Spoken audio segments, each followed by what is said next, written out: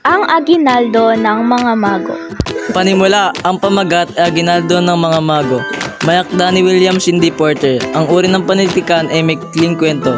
Ang bansang pinagmulan ay sa United States of America.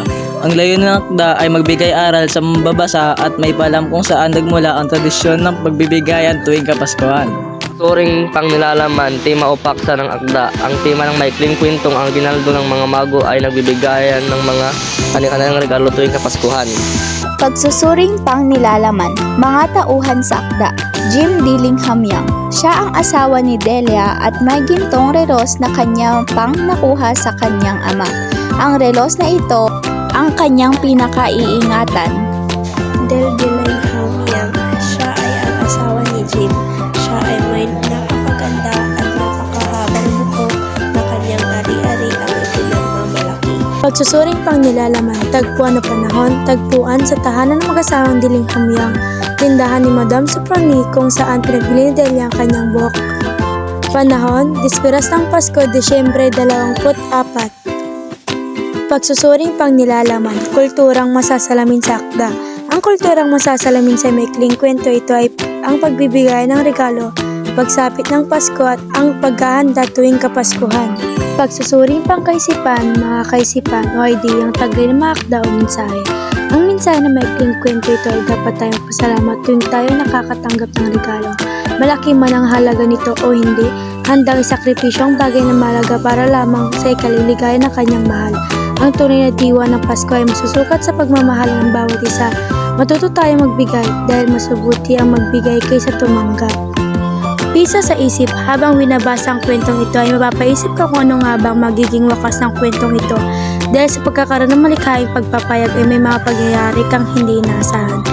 Bisa ng damdamin, ang nangibabaw na emosyon ay ang saya at lungkot.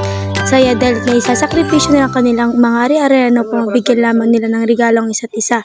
Lungkot naman dahil hindi nila inaasahan na ang nabili pala nila para sa isa't isa ay hindi nila magagamit agad dahil pinagbili nila ang mga ito. Bisa sa kasalan, masasalamin dito ang wagas at tunay na pagmamahalan ng mag-asawang Jim at Delia. Buod. Bago sumapit ang Pasko, hindi alam ni Delia kung ano ang pwede niyang iregalo sa kanyang asawa na si Jim. At problema rin ni Delia ang kanyang pera dahil piso at 87 sentimos lamang ito. Habang naglalakad ay nakita ni Delia ang karatulang Madame Soprani. Sa tindahang ito ay ipinagbenta ni Delia ang kanyang mahabang buhok sa halagang 20 pesos. Sapat na ito upang makabili ng regalo niya para kay Jim. Habang siya ay naghahalughog sa tindahan ay nakita niya ang kadena ng relos na babagay sa relos ni Jim at binili niya ito upang hindi na mahirapan si Jim na tignan ang oras dahil ang relos ni Jim ay nakalagay lamang sa kanyang bulsa. Pagsapit ng gabi ay sabik na si Delia na ibigay ang regalo niya para kay Jim. Kaya naman ay hinintay niya ito hanggang sa kanyang pagdating.